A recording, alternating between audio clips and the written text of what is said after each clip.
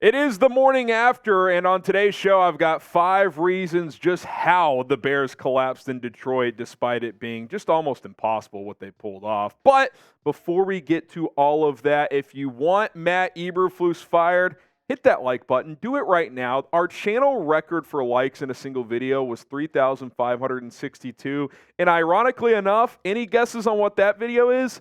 Why the Bears should fire Matt Nagy. So we're back at it again. Time is a flat circle. Like this video if you want Matt Eberflus fired.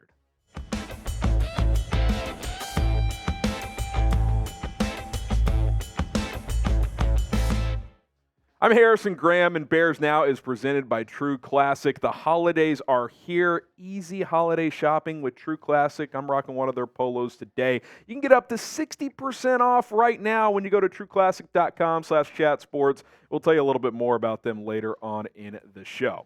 All right, let's dive in here. Obviously, the Bears just a complete collapse in Detroit in a 31-26 loss. This one hurt. This one was a gut-wrenching loss, and just frustrating, and really just an embodiment of the entire Matt Eberflus experience so far. So we got 5 reasons how the Bears collapsed in this one. Let's dive into the first one here.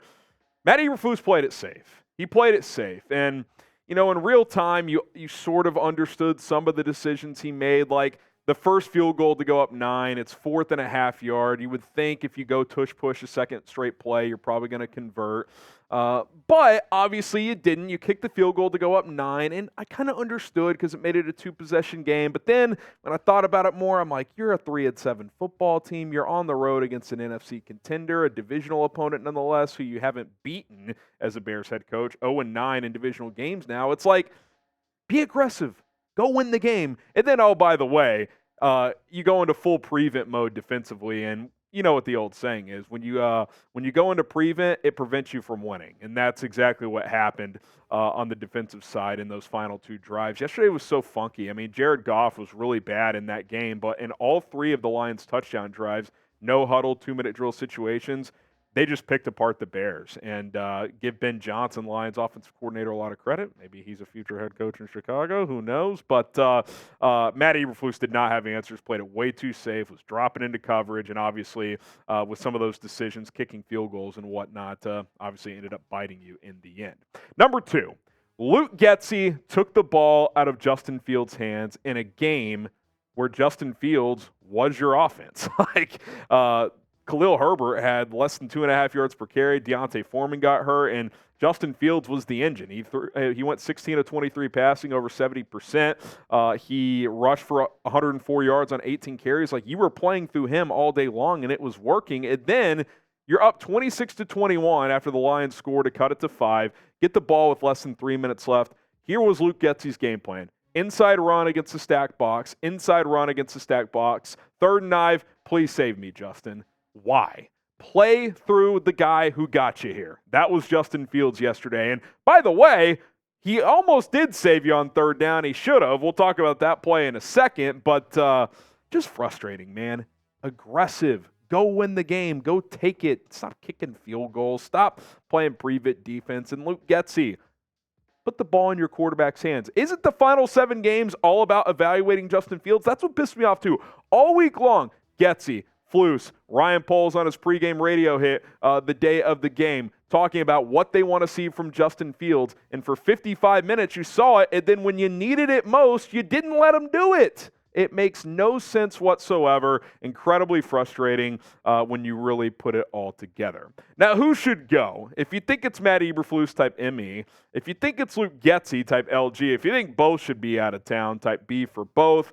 I personally, if I was in charge, I would fire Matt Eberflus and Luke Getsy. I would make special teams coordinator Richard Hightower my interim head coach, Andrew Janocko my offensive coordinator. See what happens over the final 6 games. What do you have to lose? That's what I would do, but I don't think the Bears are going to go in that direction. Let me know what you guys think. ME for Flus, LG for Getsy, or B for both.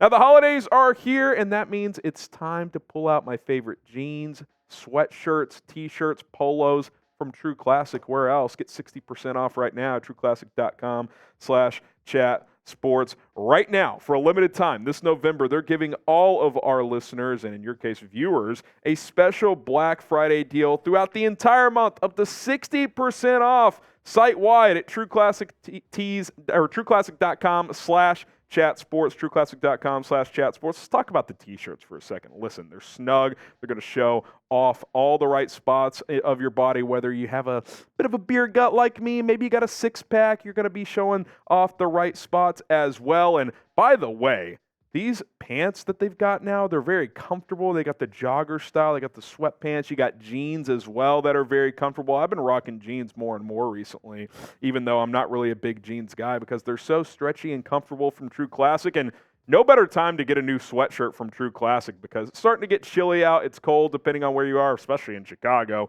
And these are very comfortable, and they're just classic. It's True Classic for a reason. They're not trying to do anything crazy with their designs. It's just the classic look with these pullovers. So go check them out today. Whatever you choose, you can't go wrong with True Classic. And I've told you guys before, you can buy in bulk, which is going to save you even more money from True Classic. TrueClassic.com/chatsports. That is TrueClassic.com/chatsports. Up to 60% off.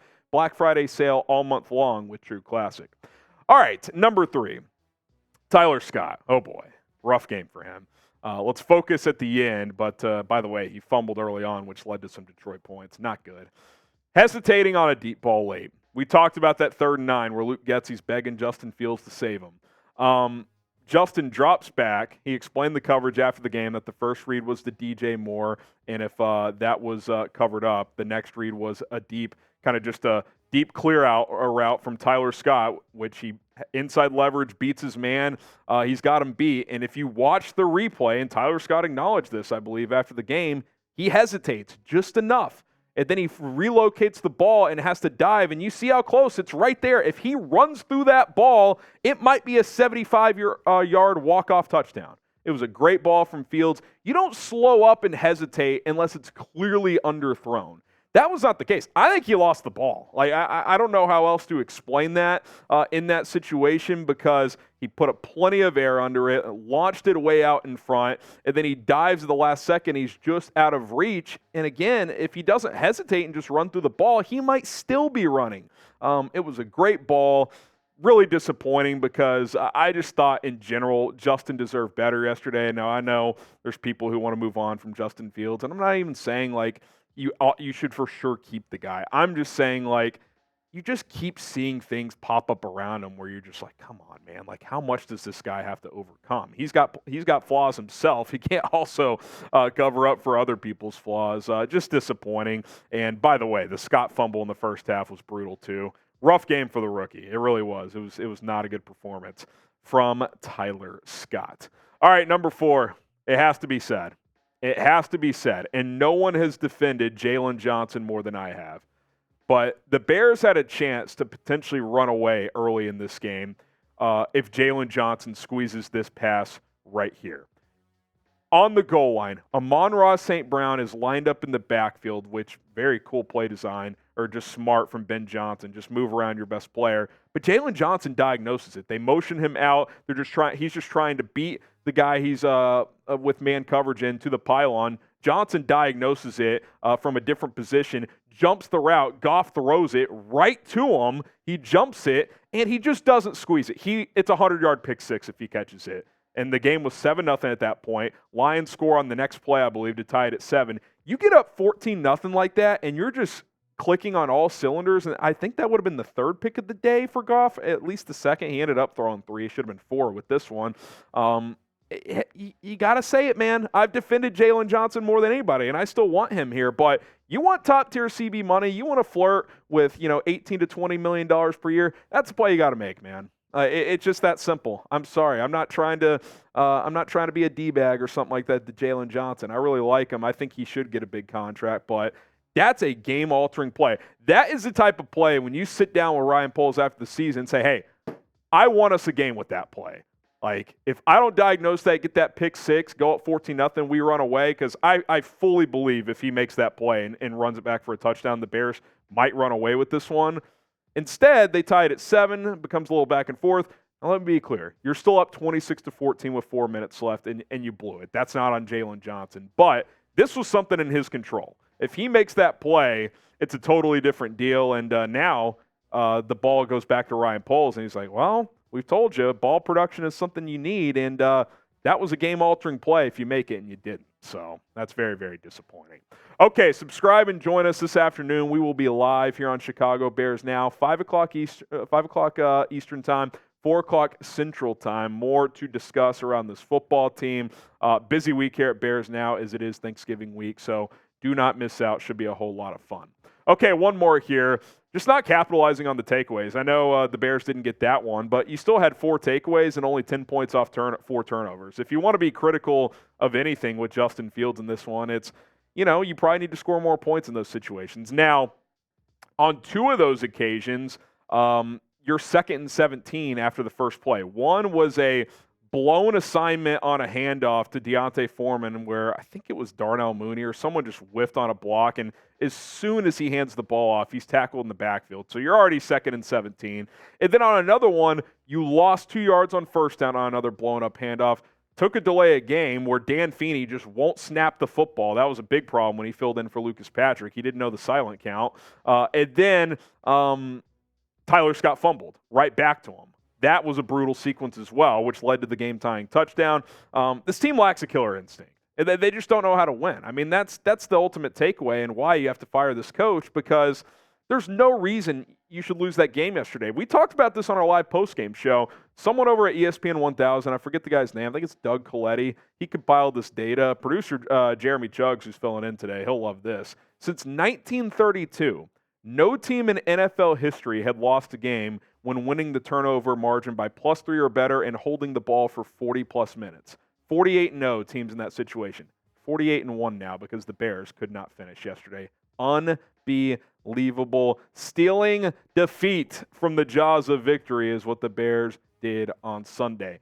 Are you still mad after yesterday's loss? How mad are you? Because I'm still fired up. I know there's this, well, at least they have 2 top 4 picks now, but at some point you have to learn how to win. I mean, this was such a good opportunity to go on the road, beat a good team for once, which for 55 minutes you completely controlled Detroit. I mean, that could be like a momentum type of win for Matt Eberflus and Justin Fields, and instead it doesn't happen. So I'm still at about a 9 out of 10. Yesterday I was at about a 26 out of 10, but even though I've cooled off a bit, I'm still pretty fired up about that one.